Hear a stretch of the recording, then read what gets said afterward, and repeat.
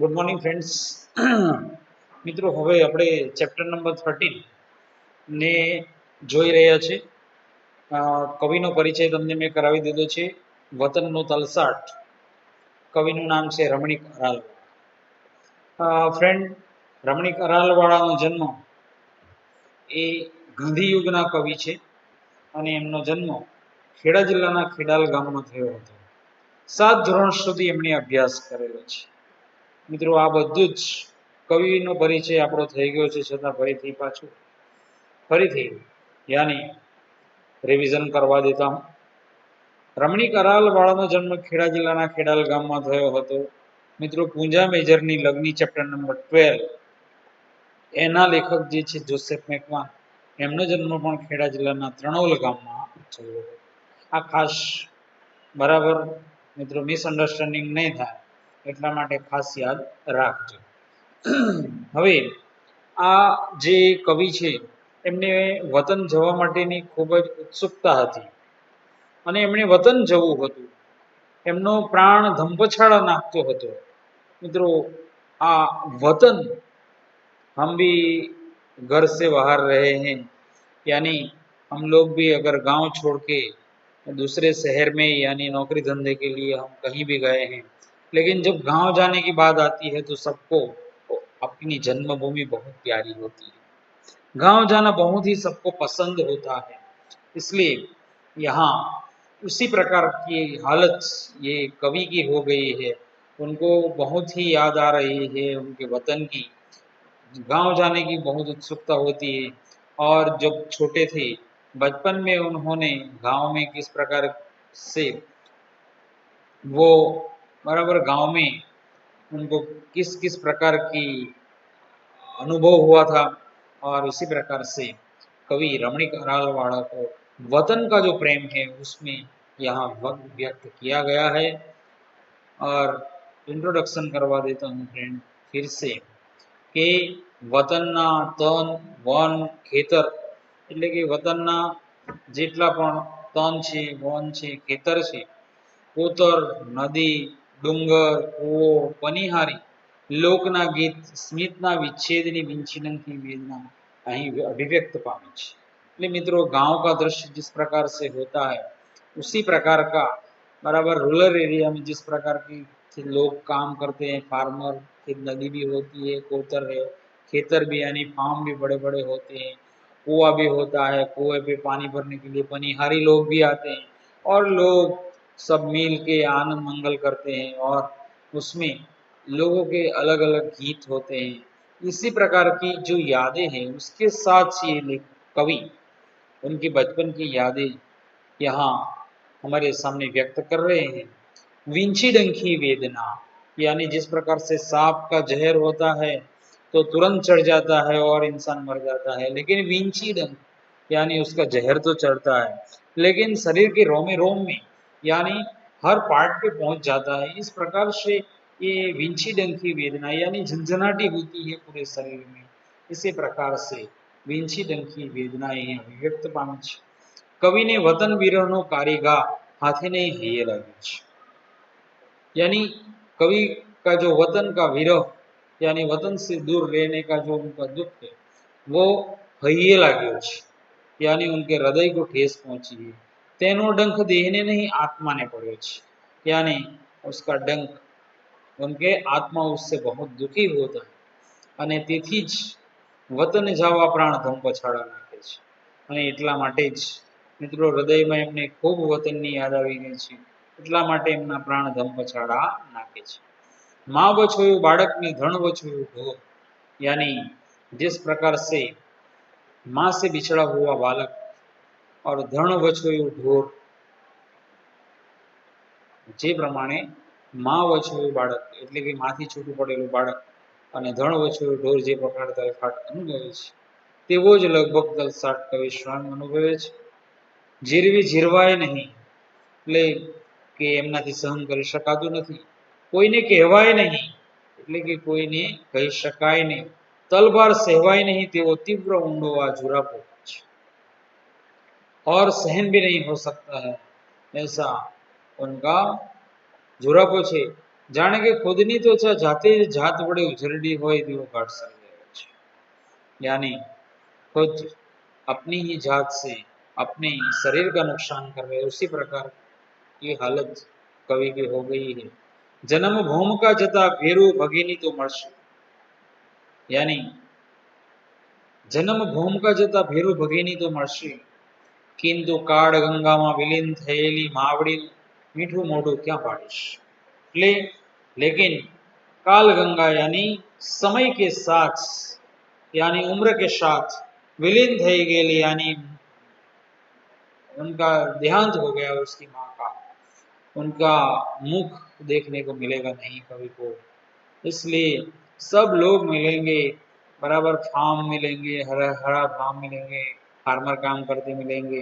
गांव में एक शंभू का पुराना मंदिर है, वो भी देखने को मिलेगा। कुआ के ऊपर पानी भरती पनिहारी को भी देखने को मिलेगा, लेकिन उनकी जो माँ है उसका मुख देखने को मिलेगा नहीं, क्योंकि उसका देहांत हो चुका है। जननी रहित जन्मभूमि थी असंतुष्ट कवि ने, यानी जननी रहित यानी माँ के बिना की जन्मभूमि थी। असंतुष्ट कवि ने जननी सहित ने विदेश भूमि, यानी उनके माँ की यादों के साथ वो परदेश में ही पूर्ण परितोष पामवानी जमती है। वतन जाके भी क्या करेंगे, जो उसकी माँ है वो मिलेगी नहीं। जन्मभूमि तो है लेकिन जननी रहित, यानी उसकी माँ के बिना की जन्मभूमि में कवि को जाना नहीं है। लेकिन माँ की याद के साथ, यानी वतन की याद के साथ विदेश भूमि में ही आनंद, यानी उसकी यादों के साथ ही जिंदा रहने की बात कवि करते हैं। यानी એટલે એ જ પ્રકારે એમણે વિદેશમાં પૂર્ણ પરિતોષ પામવાની ઝંખના છે। મિત્રો આ કાવ્યનો સાહિત્ય પ્રકાર છે સોનેટ, અને સોનેટની 14 પંક્તિઓ હોય છે। મિત્રો મંદાક્રાંતા છંદમાં આ કાવ્યની રચના થયેલી છે। હવે આ કાવ્યને આપણે સમજવાના છે મિત્રો। સોનેટ મંદાક્રાંતા, અહીંયા એમનો સાહિત્ય પ્રકાર છે સોનેટ।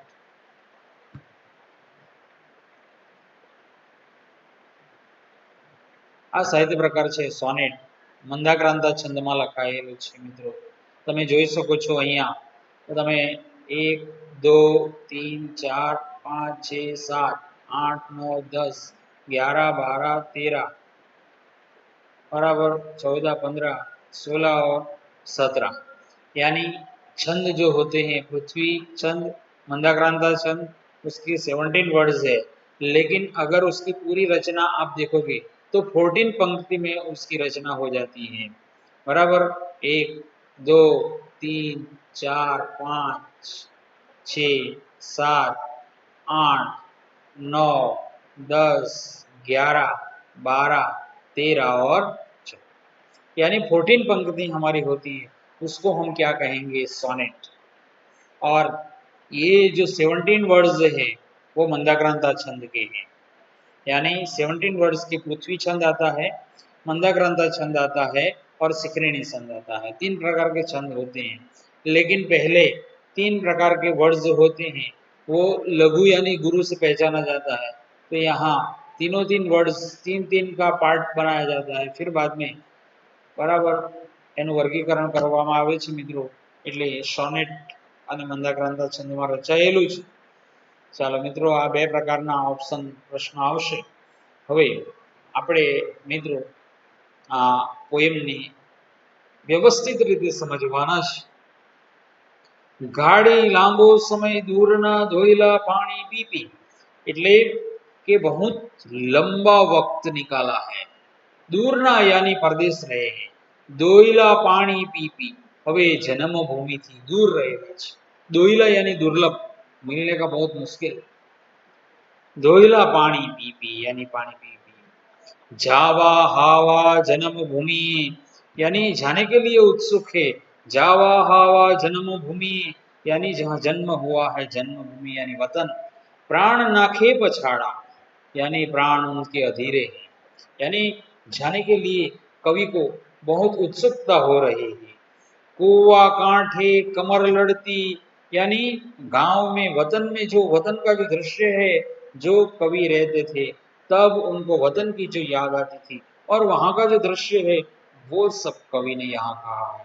એટલે કે મિત્રો હવે એવું કહેવા માંગે છે કવિ કે કૂવા કાંઠે એટલે કે પાણી ભરવા માટે કૂવાએ જતા હતા ત્યારે કમર લડતી એટલે કે પતલી પતલી કમર વાળી સ્ત્રીઓ જે પનિહારી તરીકે હતી રસાળા એટલે કે સરસ મજાના ગીતો ગાતી અને માથા ઉપર પાણીનું બેડું લેતી અને કમર લટકાવતી એટલે કે પતલી પતલી કમર લટકાવતી પનિહારી હવે ક્ષેત્રે ક્ષેત્રે એટલે દરેક જગ્યાએ મિત્રો, ક્ષેત્રે ક્ષેત્રે એટલે દરેક જગ્યાએ, દરેક વિસ્તારે અનિલ લહેરે, અનિલ એટલે કે પવન મિત્રો, અનિલ લહેરે એટલે કે પવનની લહેરકીઓથી ડોલતા અન્નપૂર્ણા, અન્નપૂર્ણા એટલે ફસલ, બરાબર મિત્રો, અનિલ લહેરે એટલે કે પવનની લહેરકીઓથી डोलता अन्नपूर्णा એટલે કે अलग अलग प्रकार की जो फसल पकाई हुई है वो अब फसल पक चुकी है और उनके जो डोंडे हैं यानी उनके फसल के जो है वो झूलते हैं पवन से। हिंडोड़ता हरित तृण, हिंडोड़ता यानी वो झूलते हैं पवन के साथ। हरित तृण, हरित यानी हरा, हरित तृण, तृण यानी घास, तृण ने खंतीला खेडूतोना यानी फार्मर लोग, खंतीला यानी बहुत ही काम करने वाले लोग, એટલે હિંડોળતા હરિત તૃણને ખંતીલા ખેડૂતોના એટલે મિત્રો કે જે હરિત તૃણ એટલે કે उनकी फसल है फार्म में यानी खेत में बहुत हरियाली है वो झूलती है, तृण એટલે घास, खंतीला खेडूतोना यानी फार्मर लोग भी काम कर रहे हैं। मीठा गीतों यानी मीठे मधुर गीत गाते हैं। गंभीर वडलो यानी वडला को कैसा कहा गया है, गंभीर, यानी वहां एक बनियन ट्री भी है, बनियन ट्री है। गंभीर वडलो शंभुनो जीर्ण देरो यानी शंभु यानी शंकर भगवान, शिव जी का, जीर्ण यानी जूना पुराना, देरु यानी भगवान का जो मंदिर होता है पुराना यानी खंडेर होता है उसको क्या कहते हैं हम, देव।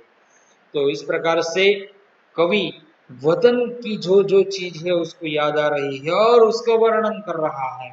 वागोड़ता धन, फ्रेंड ये वागोड़ता धन मतलब कि जो गाय भैंस साथ में खुराक खा लेते हैं फिर बाद में निकाल के वो बाद में जब फ्री टाइम मिलता है उसको तब चबाते हैं और अच्छी तरह से चबा के वो खाते हैं। उसी प्रकार से वागोड़ता धन, धन એટલે ગાય ભેંસ का टोला।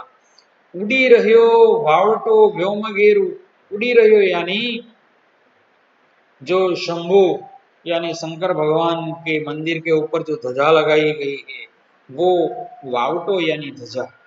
व्योम घेरु यानी वो एक लाल कलर की है, व्योम घेरु, घेरु कलर का है वावटो, व्योम यानी आकाश, મિત્રો આકાશમાં બરાબર એ શંભુનું જીર્ણ દેરું છે તેના ઉપર વાવટો ફરકી રહ્યો છે। ઓછી ઓછી થતી ભગીની यानी बहुत ही मिलने के लिए उत्सुक, भगिनी यानी बहन, ओछी ओछी थती भगिनी, लंगोटिया बाल्य भेरो, लंगोटिया यानी बचपन के, बाल्य यानी बचपन के जो उनके दोस्त है, भेरू यानी दोस्त। झंखे निंद्रा मही झबकतो यानी नींद में से भी जाग जाते थे और जागता नींद ले तो यानी जागते हुए वे वो नींद में पड़ जाते थे। घेला हैया यानी ये सब लोग बहुत प्यारे लगते थे कवि को, तो इसी प्रकार से घेला हैया शहुए मरसे यानी सब लोग मिलेंगे, किंतु कालाग्नि माथी, लेकिन कालाग्नि माथी એટલે કે જે સમયના વહેણ સાથે મિત્રો બરાબર સમયના વહેણ સાથે સંભાળેલા સ્મૃતિ શમન सारवेला परागे, संभाड़ेला એટલે कि बहुत संभाल के रखा हुआ है। स्मृति शमन, स्मृति यानी याद रूपी पुष्प, यादों न संभारणा रूपी पुष्प, सुमन यानी पुष्प फूल, स्मृति यानी याद रूपी पुष्प, सारवेला परागे यानी जिस प्रकार से पराग यानी फूल में, फ्लावर में जो परागनयन होता है, यानी एक दूसरे से बराबर जाते हैं और फूल खिलते हैं, उसको हम परागे कहते हैं। सिंचाएलु अब निरखवो, सिंचाएलु यानी उसी प्रकार से फूल की खुशबू थी, फूल की मुस्कुराहट थी, उसी प्रकार से माँ का मुख था। अब निरखवो मोढो क्या आवड़ी, अब निरखो मोढो क्या मावड़ीनु, यानी उसकी माँ का मुख जो खुशनुमा था फूल के जैसा, यानी जिस प्रकार से उसका हंसता हुआ चेहरा कवि को याद था, उसी प्रकार से अब वो माँ का मुख देखने को मिलेगा नहीं। वाली तोये जननी रहिता, वाली तोये यानी जन्मभूमि उसको बहुत प्यारी है। वाली तोये जननी रहिता यानी माँ के बिना की, जन्मभूमि न तोषे यानी जन्मभूमि मुझे संतोष देगी नहीं, तो से मतलब आनंद नहीं देगी। जीवू जीवू झंखी यानी જીવું ઝંખી જનની સહિતા જન્મભૂમિ વિદેશ, એટલે કે હવે હું માની યાદ સાથે જ, એટલે કે માની જનની સહિતા, જીવું ઝંખી એટલે કે હવે હું આ પ્રકારે જીવન, એટલે કે માની યાદ સાથે, એ મારી જન્મભૂમિ વિદેશે, એટલે કે મારી જન્મભૂમિ છે તેની યાદ સાથે હું વિદેશમાં જ બરાબર રહીશ અને ત્યાં જ પૂર્ણ પરિતોષ પામવાની કવિની ઝંખના છે। મિત્રો અહીંયા કાવ્યનું શીર્ષક છે વતનનું તલસાડ, તો અહીંયા કવિ વતનમાં કયા કયા પ્રકારના દ્રશ્યો હતા તે બરાબર એમની યાદ આવે છે એમને, અને આ જે વતનની જે એમની વાત છે તેમાં કવિ એવું કહે છે કે ભાઈ મારા પ્રાણ જન્મભૂમિએ જવા માટે પ્રાણ ધમપછાડા નાખે છે। કવિ વતનમાં કેવા કેવા પ્રકારના દ્રશ્ય જુએ છે, તો ભાઈ કુવા કાંઠે એટલે કુએ પનિહારી, કમર લડતી પનિહારીઓ જોવા મળશે। ક્ષેત્રે ક્ષેત્રે એટલે કે દરેક જગ્યાએ પવનથી લહેરાતી લહેરખી એટલે કે ફસલના ડુંડા જોવા મળશે। હિંડોળતા હરિત તૃણ એટલે કે લીલા ઘાસ જોવા મળશે, તૃણ એટલે ઘાસ। ખંતીલા ખેડૂતો એટલે કે ખેતરમાં કામ કરતા ખેડૂતો પણ જોવા મળશે। મીઠા ગીતો એટલે કે એ લોકો દ્વારા ગાવામાં આવતા ગીતો પણ સાંભળવા મળશે। ગંભીર વડલો એટલે કે બન્યાન ટ્રી જે છે ગામમાં તે પણ જોવા મળશે। શંભુનું જીર્ણ દેરું એટલે કે શંભુ એટલે શંકર ભગવાનનું જૂનું પુરાણું થઈ ગયેલું દેરું છે તે પણ એમને જોવા મળશે। વાગોળતા ધણ એટલે કે ગામમાં જે ગાય અને ભેંસ જે ખાવા માટે જાય છે અને વાગોળે છે શાંતિથી, તે પણ જોવા મળશે।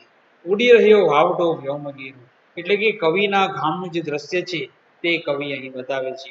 ઉડી રહ્યો વાવટો વ્યોમગીર, વ્યોમ એટલે આકાશમાં, ઘેરો કલરનો વાવટો બરાબર ફરકી રહ્યો છે। ઓછી ઓછી થતી ભગીની લંગોટિયા બાલ્ય ભેરું એટલે કે મળવા માટે ઉત્સુક એવી બહેન અને લંગોટિયા બાલ્ય ભેરું આ બધા મળશે, બરાબર સહુએ મળશે એટલે કે બધા જ મળશે, પરંતુ કાલાગ્નિમાંથી સંભાળેલા સ્મૃતિ સ્મનના સારવેલા પરાગે એટલે કે મીઠી યાદરૂપી એની માં હવે બરાબર કાલાગ્નિમાંથી એટલે કે કાળના સમયના વહેણ પ્રમાણે બરાબર એમની માતાનું મૃત્યુ થયેલું છે, તેનું મોઢું ક્યાં માવડીનું નિરખવું એટલે કે જોવા મળશે નહીં।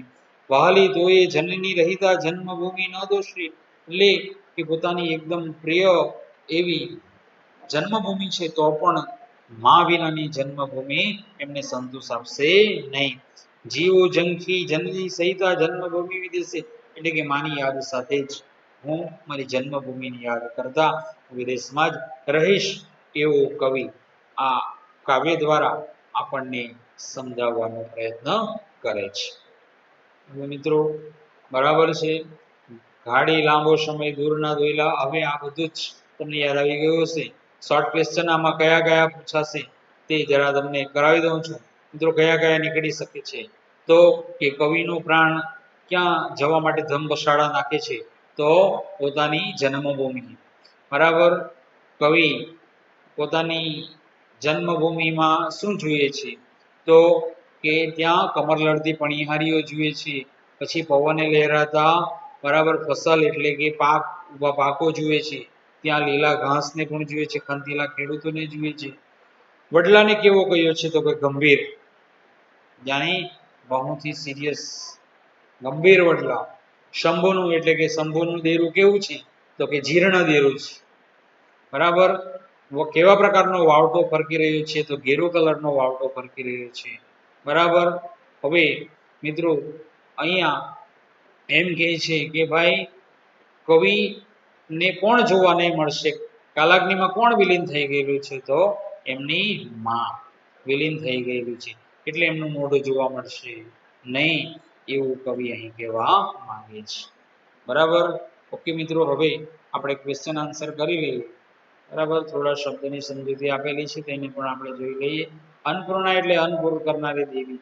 અહીંયા મિત્રો ખેતરો એટલે ખેતરમાં લહેરાતો પાક, હરિત એટલે લીલું, જીર્ણ એટલે સાવ જૂનું, યાની જૂના પુરાણા. સ્મૃતિ સુમન એટલે સ્મરણ, સુમન યાની પુષ્પ, અને સ્મૃતિ એટલે સ્મરણ એટલે યાદ, बराबर. मुस्की माँ की याद के साथ. तोष એટલે संतोष, यानी जन्मभूमि उनकी माँ के बिना उनको संतोष देगी नहीं, इसीलिए आप माँ की याद के साथ विदेश भूमि में ही वो संतोष प्राप्त करना चाहते हैं. अब फ्रेंड यहाँ क्वेश्चन आंसर कर लेते हैं. कवि ने सैनी जंखना છે તો કવિને સાની જંખના છે, પોતાના વતન જવા માટેની જંખના છે. કોની સ્મૃતિથી કવિનું મન અતૃપ્તિ અનુભવે છે? સ્મૃતિ એટલે યાદ, કવિનું મન અતૃપ્તિ અનુભવે છે એટલે અતૃપ્તિ એટલે અસંતોષ અનુભવે છે, તો કોની? કે જનની વિના ની જન્મભૂમિ થી કવિનું મન અતૃપ્તિ અનુભવે છે, એટલે કે એમની જન્મભૂમિથી એમને જવા માટે ખૂબ અધીરતા છે, એટલે કે વતન જવા માટે ખૂબ એમને ઈચ્છા છે, તલસાટ છે, પરંતુ એમની માં જે છે મીઠી માવડીનું મુખ હવે ક્યાં જોવા મળશે, એટલે કે તેમનાથી મન અતૃપ્તિ અનુભવે એટલે અસંતોષ અનુભવે છે, બરાબર છે. કવિનો વસવાટ ક્યાં છે તો કવિનો વસવાટ મિત્રો બરાબર છે, કવિનો વસવાટ ક્યાં છે તો કવિનો વસવાટ પરદેશમાં છે, વિદેશ એટલે પરદેશ. કેવા રંગનું નિશાન કવિ જુએ છે તો કેવા રંગનું, મિત્રો તમારે ડાયજેસ્ટમાં ભગવા કલરનું એવું લખેલું છે, મિત્રો ભગવા કલરનું એ વાત અલગ છે, આપણે જે ટેક્સ્ટબુકમાં આપેલું છે તે જ ક્વેશ્ચન કરવાનો છે મિત્રો. ઘેરું કલરનું બરાબર નિશાન કવિ જુએ છે.